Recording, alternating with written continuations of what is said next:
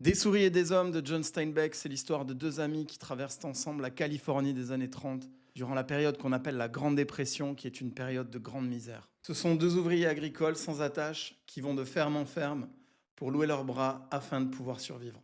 Tous les opposent. George est petit, frêle, mais rusé et protecteur. Lenny, au contraire, est immense, doté d'une force surhumaine, mais atteint d'un handicap mental.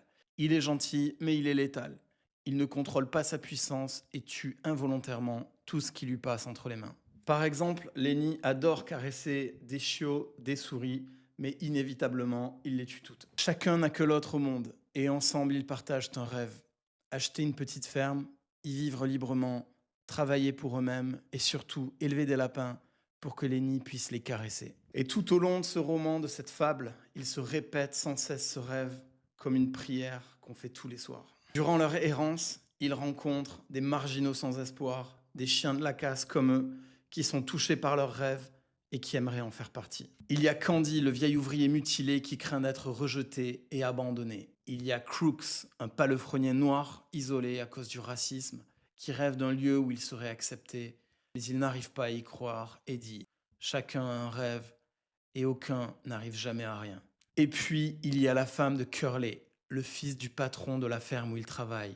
Sans nom, enfermée dans sa solitude, elle vit dans les ruines de son rêve brisé. Elle voulait devenir actrice, mais a échoué. Et elle se consume d'ennui dans ce trou à rats. Elle recherche un peu de tendresse auprès de Lenny, mais elle s'approche trop. Lui est fasciné par la beauté de ses cheveux. Quand elle est entre ses bras, elle panique. Mais c'est trop tard, il serre trop fort et elle meurt entre ses mains.